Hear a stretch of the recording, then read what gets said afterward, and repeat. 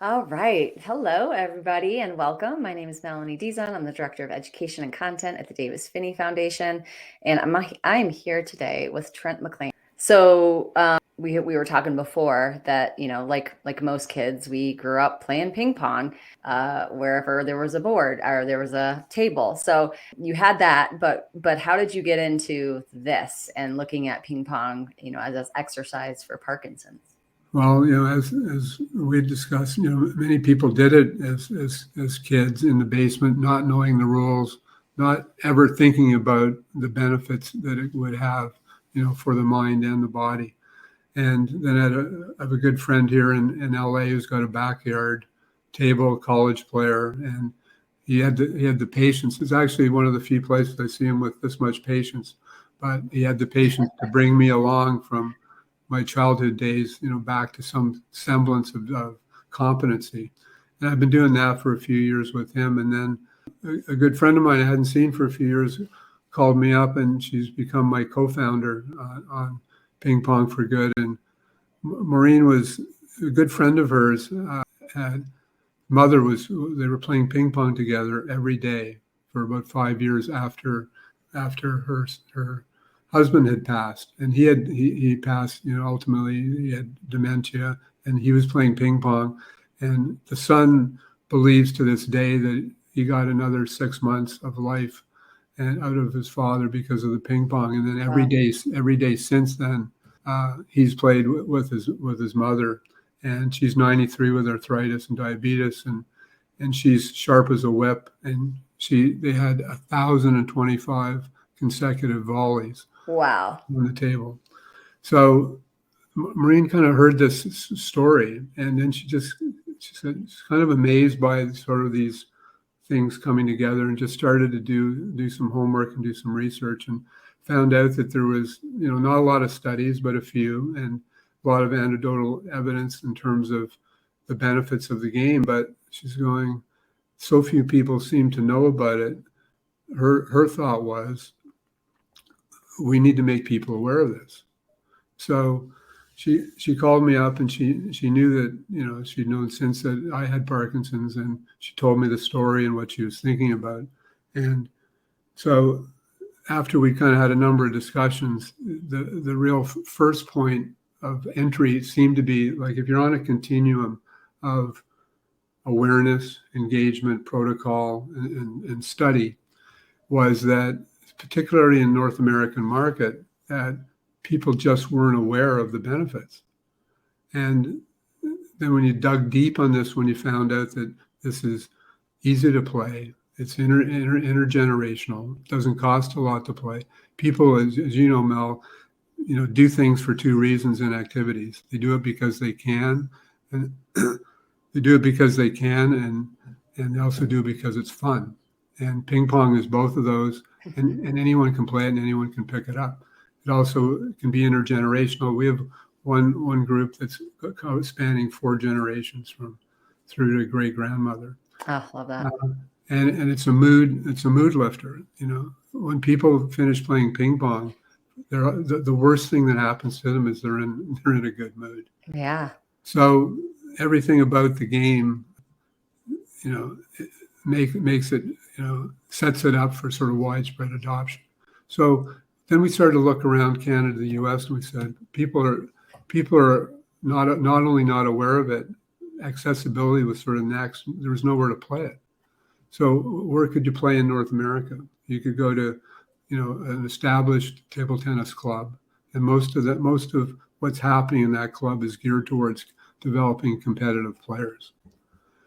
You go to the occasional community center, YMCA, retirement home, and there might be a table there, usually in disuse, and if someone new, they wouldn't know how to set up a program to do it. So we thought, okay, how are we going to be able to increase the accessibility? And it was by developing a program that would be, on one hand, therapeutic, on the other hand, fitness related. And to do that, we put together a cross-functional team of neurotherapy, physical therapy, fitness expert training elite athletes, and high-level coach, international level coach, who has, and Mel, this was a new one to me, as a master's in table tennis, which I didn't know. That is the Didn't know coolest thing I've existed. ever heard. And as you know as well, to be able to have the person living with Parkinson's on the team, which was obviously me, for input, and then Maureen, with her background on social good and conscious capital, was able to work with us on sort of the impact piece of it, as well as putting the plan together. So we put together this cross-disciplinary team, which we think is a first. And our approach is really to be science-backed, science-based in terms of what we do. And we want people to move, firstly. So, we formed a nonprofit, but the nonprofit is really all about access to ping pong, and access to all, either in a fitness or a therapeutic. And we ended up going with Parkinson's, partly because certainly I had it, but we also believed that it's one of the fastest growing. Some people know that by 2030, all the baby boomers are going to be 65. So there's a growing population for that. And there's also evidence for active aging, that a lot of these activities can benefit people that are predisposed to some of these conditions. So, you have an incentive to, in fact, go and participate, even if you don't currently have it. And the other piece of it is we also try to get people as close as we can to when they're diagnosed, because that's when you can make some of the biggest differences. Yeah. So we've started off initially because of the bandwidth, and also because we can get more people under the dome with the fitness aspect of it. The therapy piece will come later. And one example I think I'd given you before is, we have people with, higher fall risk situations, and they need, just resource-wise, when you run a class, you need a lot more people on a one-to-one basis almost. And so that will come, but it will come a little bit later. And what we've also done is, when people come into the program, we'll categorize them based on where they are in the progression, as well as their ability and aptitude for the game. And what will happen is that can obviously change. And one of the most valuable pieces, or the one-liner that we tuck away, is, how many things can you go to people with and offer them something natural that they can apply and may be able to slow down the progression and decrease the symptoms, and be able to get better at it. So it's nothing better than, smacking PD in the face by going, I'm fighting you with something I'm actually getting better at, Right. every day. So that's pretty attractive. I think too, it might be a good time to bring on one of our teammates who I've got here, a friend of mine, and our brain health coach, Ryan Glatt. And hello. As I said, I'm pretty good, and Maureen, we're both pretty good at getting people to play and telling them they should play. And then I bring in Ryan to make sure that we tell them how we're going to do it, and the why behind it, which I think is absolutely critical. And there's a lot of misinformation kind of out there, and we just want people to know that this is the real deal. So, all right. Great. Thanks for joining us, Ryan. Yeah, excited to be here. Are you the one with the master's in table tennis? No, I'm not. Okay. I wish I had a master's in table tennis. And I believe Alex Figueroa, our table tennis coach and director of coaching, I think it's a master's in physical education with an emphasis in table tennis. Okay, well, I love it. Yeah, it's pretty amazing. My master's is in applied neuroscience from King's College of London, and I'm a fitness professional, so I'm a certified personal trainer, a board-certified health coach, and currently getting my PhD in it's called Health and Human Performance, which is essentially exercise science with a focus in gerontology. And I work at the Pacific Neuroscience Institute, where Dr. Melita Petrosian is also located. We're a clinical research institution. I particularly work with the Pacific Neuroscience Institute Foundation, where we have a lot of programs and research dedicated to things related to brain health, including that for persons with Parkinson's. And I actually met Trent at a gym when I was more disciplined in going to the gym prior to COVID. It was a local gym, and he is friends with the owners of that gym. And I happened to take note and find that he was the only person with Parkinson's, to my knowledge, in a high intensity interval training class geared towards athletes. So that drew me to Trent, and I said, "Excuse me, I don't mean to butt in, but I couldn't help but notice, do you have Parkinson's?" And he said, "Yes." And I said, "Let me tell you about the Pacific Neuroscience Institute." I told him about Dr. Melita Petrosian, and I thought it would be interesting for him to check it out. I don't know how long it took Trent, but it was random. It was like 6 to 12 months later. He just kind of showed up in the hallway during my lunch break. I'm like, "Oh, good to see you here." And he said, "I just saw Dr. Petrosian. She is now my neurologist." Wow. Something about ping pong. And then he had my attention. And I said, "What is it that you're working on?" And then he told me about the gurglings of Ping Pong for Good. And I grew up as someone who was, fat kid that finished last, never played a lot of sports, but ping pong was the only thing that I really enjoyed as a sport. And it's the only thing that really brought my family together during that time, and played it with friends. And so I said, this personally and professionally is very interesting because I am part of and a consumer of research about neuromotor activities for Parkinson's disease, and keenly aware of rock steady boxing and other modalities like dance for PD, but hear from a lot of persons with Parkinson's that there is a desire to engage in things that are more intense, more cognitively demanding, more variable, sort of having like a bigger skill development pathway, and perhaps even intergenerational, or working with people without Parkinson's in the same kind of context. And so flash forward a couple of years, that's exactly what Ping Pong for Good has developed into. So I've really enjoyed working with Trent and Maureen and the rest of our team, Dr. Corwin Pattis, who's a physical therapist, and Alex Figueroa, our head table tennis coach, on developing this programming, looking at the literature of, what are the things that, researchers are theorizing and have shown that are quote unquote good for the motor and non-motor symptoms of Parkinson's disease. And so once again, that's the cognitive, it's the intensity, it's the high amplitude movements, it's the dual tasking. These are all, and it's the socialization as well. And I think we've been trying to incorporate all of that into our programming. And there is some research to suggest that table tennis could be a good intervention for persons with Parkinson's. There's a lot of qualitative accounts of people saying how transformational it is for them. And one of the things that we're looking forward to doing is contributing to that body of research by doing things like feasibility studies, and hopefully with improved funding and support and collaboration, larger randomized control trials on the effects of table tennis on the motor and non-motor symptoms of Parkinson's. So it's been a very fun time. It's something that I've personally become very entrenched in. Whenever I am having free time, I'm playing virtual reality ping pong, sometimes with Trent if I want to lose, because he is very, very good. He's beating me constantly and giving me tips. And it's just a really fantastic activity to engage in because it gets your heart rate up. It's cognitively demanding.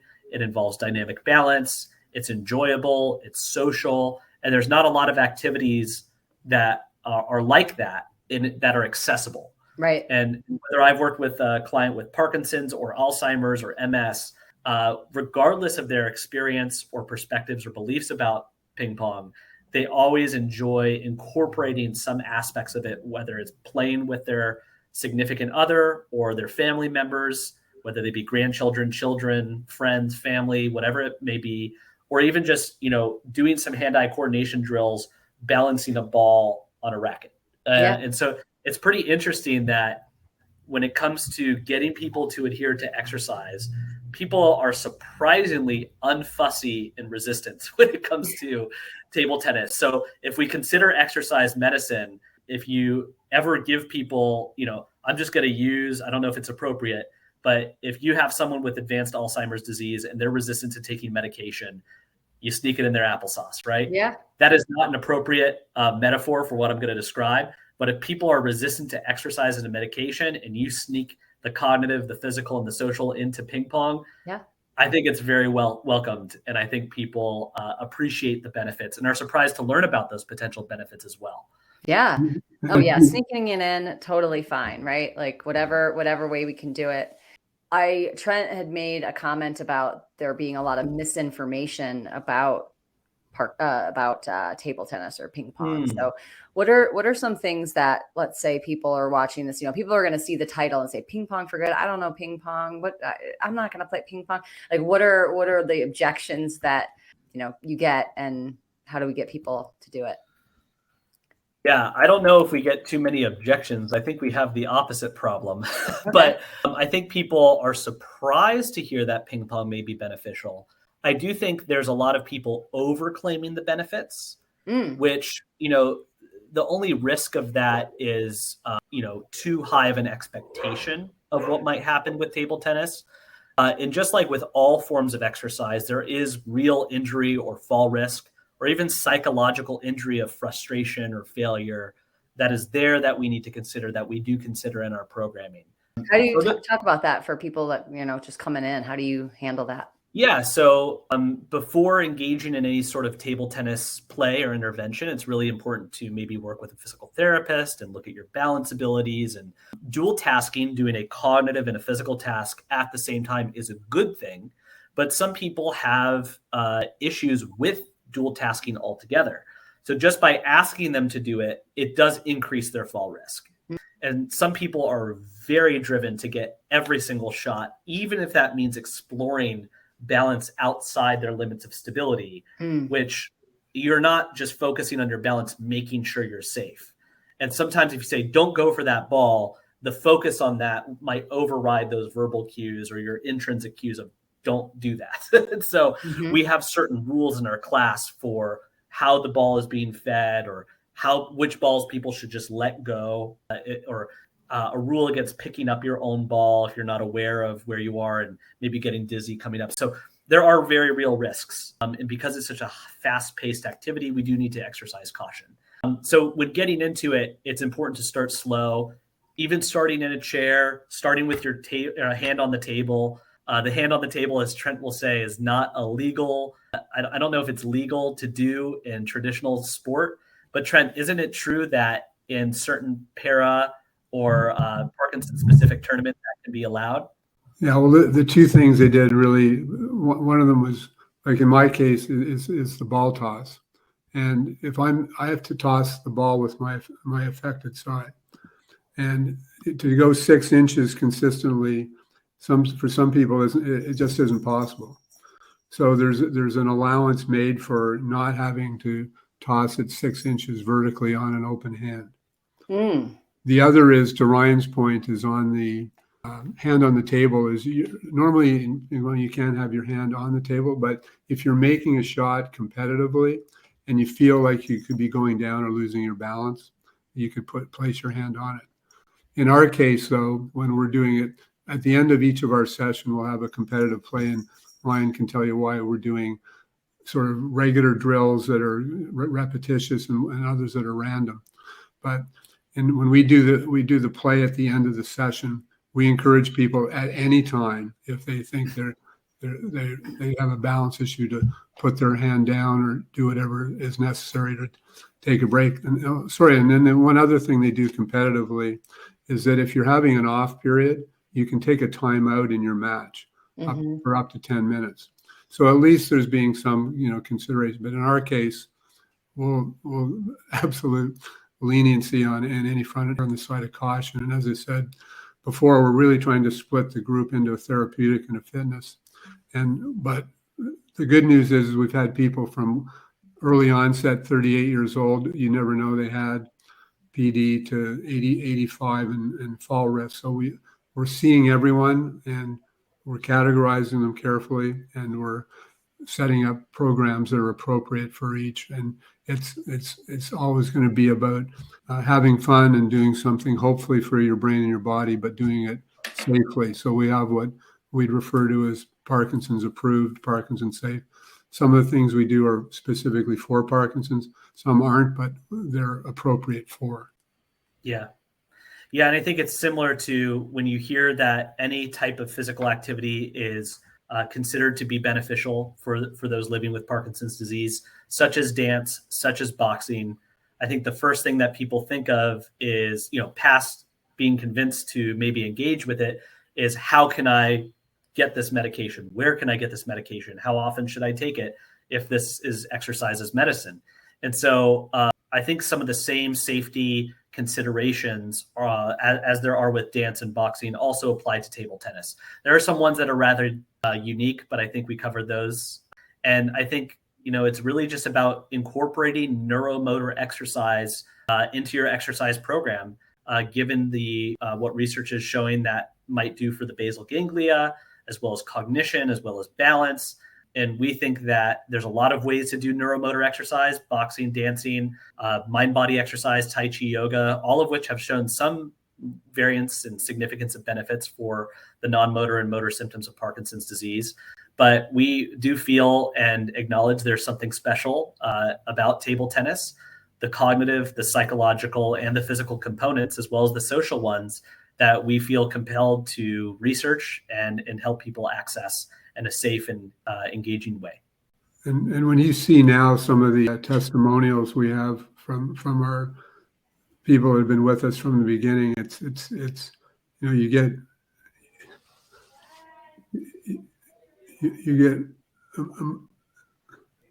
Emotional. That's the word I was looking for. Yeah. But you have people literally on this mouse saying, you, and I'm saying me, but you, our team, have changed my life, and that's after.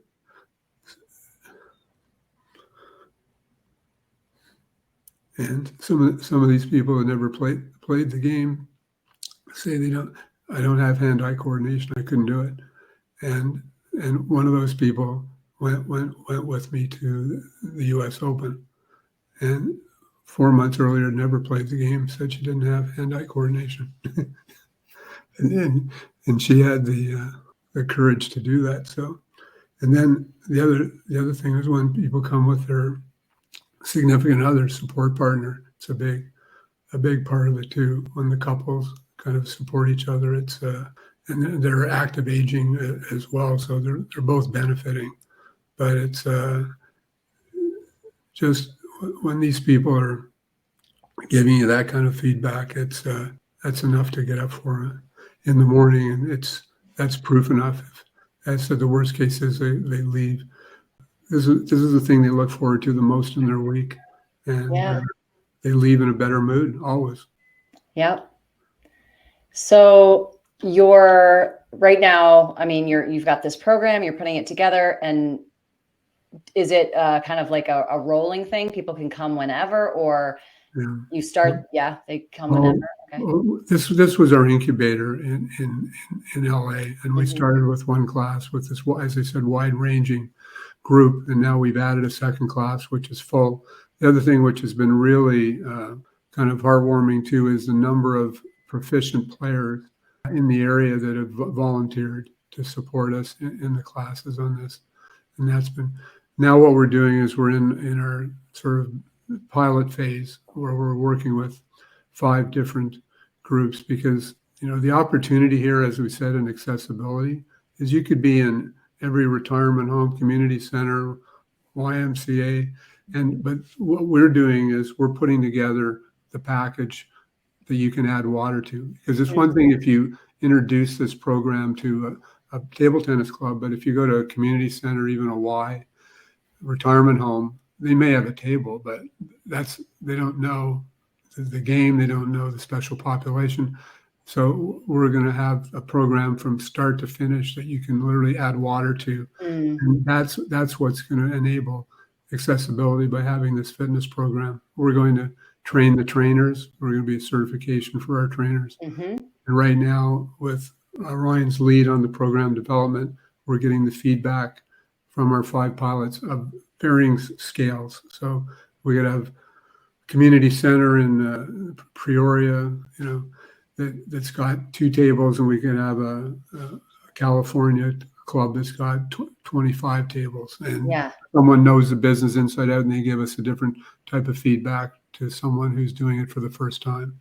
So we'll spend our time on that, carefully doing the review of the feedback, and then we'll be ready for prime time and look to scale, and then we'll be hiring the operators to take the calls for coming to a town near you. Near you, right? Yeah, ping pong for good everywhere. That's the hope. That's the hope. I'm going to second what Trent said, because I do a lot of education in the health and fitness industry. I teach trainers and health and fitness professionals about the benefits of exercise on the brain, and how to incorporate that more purposefully. And so I go to a lot of senior living communities and gyms and physical therapy clinics, and certainly they may have a table and they have a whole host of residents or members that are very much concerned about their brain health, but the dots aren't connected. Or we know that exercise has a significant benefit on the brain, yet there's no intake process or programming that specifically reflects that's based in evidence. Or we have trainers or therapists that want to deliver neuromotor activities in a fun, engaging, and cognitively stimulating way, yet they're searching for more creative things than counting backwards by sevens while walking. Right. And so these types of things, and as we know, like the concept of play in general, as well as what psychologically the skill development of the sport can represent for people in a very meaningful way, is something that's just begging to be delivered, as we've heard from Trent. And so what we want to consider doing is rolling this out with thought. As with any good research, you want the people who are the end users to be contributors, advisors, and consultants to that process. And I think I won't name the criticism specifically of any things we've heard from which programs, but we always hear from people with Parkinson's and or their caregivers, spouses, care partners, referring doctors, that certain class formats and brand names are lacking in more ways than one. And we don't want to be that. We want to check off all the boxes. We want to be Parkinson specific. We want to be intense enough, but not too intense. We want to be safe, but challenging. We want to be cognitively stimulating, but salient. We want to be engaging and not run of the mill, just running the class. We want it to be affordable, accessible, and all of those things. On the trainer and therapist or table tennis coach side, a physical therapist, a personal trainer, and or a table tennis coach, in our case, we have all three, which we know is not an affordance to all, may be delivering and facilitating this class. So they may not have prior experience or knowledge about working with people with Parkinson's disease. So referring them to the various training resources out there, offering some trainings ourselves, and then talking about the benefits of exercise in the brain in general, maybe the specific benefits of neuromotor activities and open skill activities, especially for those with Parkinson's disease, and then how to actually execute this programming similar to you would experience in Zumba or Rock City boxing, very specific to this type of format. Of course, while we have a very welcoming home in the community, in the Parkinson's community, I think there's a lot of need for that and a lot of demand. We do want to open this up to other conditions, other individuals and communities, such as those with dementia or Alzheimer's disease or related dementias, MS, traumatic brain injury, children on the spectrum. There's a lot of demand for this type of stuff. And I think what's interesting about this is that not only, depending on your population, there's some amount of existing science there to tap into, but it's really kind of affordable and scalable and something that you really can keep up with for the rest of your life. Yeah. So when we talk about lifestyle, you want things that are sustainable. And I think this is one thing that could stick around with people for the rest of their lives. Yeah, it's interesting. You remember the show, you thought you were smarter than a 5-year-old. Yeah. In this case, you walk into a place and it can be, you think you can beat a 5-year-old or an 85-year-old. Don't be so sure in this particular activity. Right. You could get you know what kicked. Yeah. And underestimate a lot of people. And it's a great equalizer. Sizes, shapes. You just never know, which is the beauty of it too. Yeah, it's an equalizer and a gateway drug to other things. We've seen people get into table tennis and then start being more active in other areas. Right? Sometimes without any guidance of a fitness professional or neurologist, they just start to adopt other things. They're talking to other people saying, oh, have you gone to this class? Have you tried this? Have you seen a speech therapist? Have you considered seeing a physical therapist? Oh, you should meet with my neurologist. I mean, it's really amazing. I've had people who are in their late 90s with Alzheimer's disease really struggle with balance and cognition, and they want to do something that makes them feel athletic. And they used to be tennis players. They can't do that anymore. I introduced table tennis, and it's one of the most enjoyable things they have. And I've had people pass away that I've worked with, and their spouses come back and said, playing table tennis gave them so much. Wow. And it's like, isn't this supposed to just be a sport or another thing like cycling? You don't hear that about other stuff. It's pretty amazing. Well, and now too, post activity. Fortunately, we've got a better location for mission control now, where we conduct our classes, and we don't have to pack up the tables immediately. It's really become organically an informal support group. Yeah, right. But it's a support group that you want to be at. Sure. It's not when you're going, oh, geez, I'm going to go there and see what I'm going to become. Right. This is all positive, as Ryan says. It becomes a sharing, sharing just impromptu, and people don't want to leave. Yeah. We're going, well, got to shut it down now. So that's been sort of an offshoot of this, which really wasn't planned, but it's working out quite well. Yeah, that is great. I have to just mention this from Audrey because it's sweet. She says, I can also imagine getting a floating ping pong board of sorts and playing it in treading end of the pool. Right. Oh, that's a great idea. Right. Little portable ping pongs and floating. I want to play that myself, and I hate the pool. Yeah. Anisha. Hi, I'm Anisha. She loves playing ping pong. We know about that. It's pretty cool. Yeah, I know people love ping pong, and you can't be in a bad mood. You just can't. You can't be in a bad mood when you're playing ping pong. It just doesn't work. It's like, doesn't work. I've played a lot of sports and a lot of competitive ones, and I've never been in one where you get a nick, like you nick it, and you kind of laugh, and you're supposed to apologize for it, but you're not really, because the next one will happen. Will happen to you, and people just laugh. They laugh when they lose a point. They it's not that they're not competitive, but there's just something about it, and it's really it's an intangible. Yeah. It's a feel good. It has this feel good aspect to it. Yeah. And I think there's just not enough can be said about the intergenerational and the fact that it's super anybody, any age, any size, anything can do it. A lot of times people with Parkinson's will end up in a class that it's just everyone else with Parkinson's, and then that's just their thing, right? And so this is something that everybody can do together. Family, grandkids, care partners, neighbors, and keeps them part of everybody, everything else, right? Absolutely.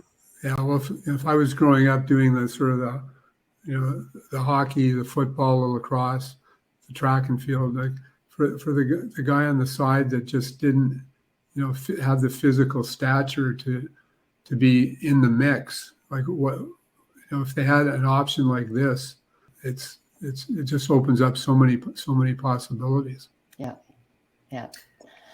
God, well, so people can find out more by going to Ping Pong for Good. pingpongforgood.org.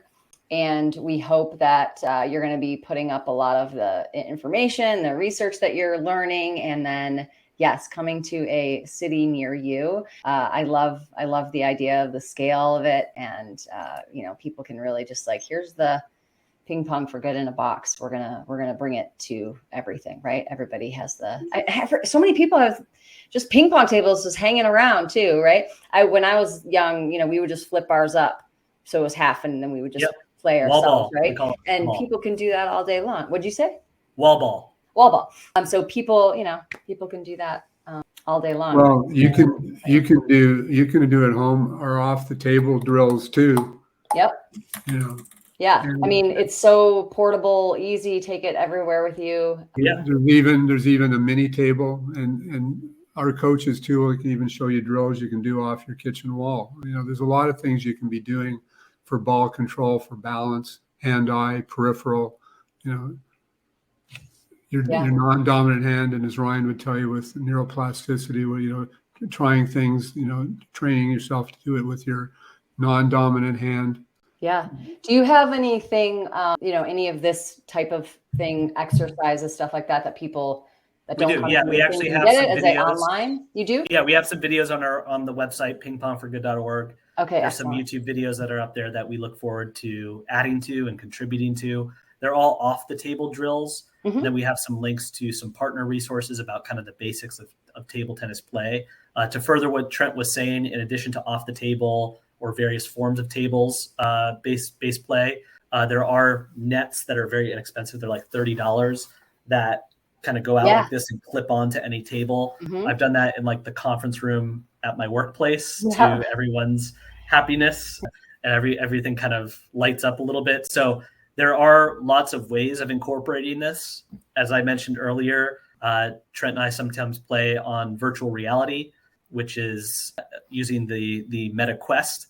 And sometimes that's appropriate for people. Sometimes it's not, depending on their fall risk and familiarity and tolerance with the technology. But that's one way you can get it in without having any physical equipment as well. Mm-hmm. And so we like to give ways for people to get involved in this. And once again, it's just an option. It's not a must do for people, but we find it's quite a welcomed option. Yeah, definitely. Anywhere, anytime. Anywhere, anytime. That's right. Although, I guess you could do it in line at the DMV. I guess you get some strange looks, but you're going to get them there anyway if you're. Yeah, at least it's not boring. Hey. At least it's not boring. Exactly. Yeah. Well, thank you both so much for being here tonight and telling us all about it. I'm going to share the links when we share this video, and hope everybody will check it out. And, No, Trent, thank you. Ryan, the rest of the ping pong are heroes. Yes. Yeah, thank you very much for having us. You guys do great work. I love your sessions. Great. Well, As we'll come back next time when we've got more news about it, and we'll share it. Terrific. Keep Look it forward good. to it. Thank you so much. Well.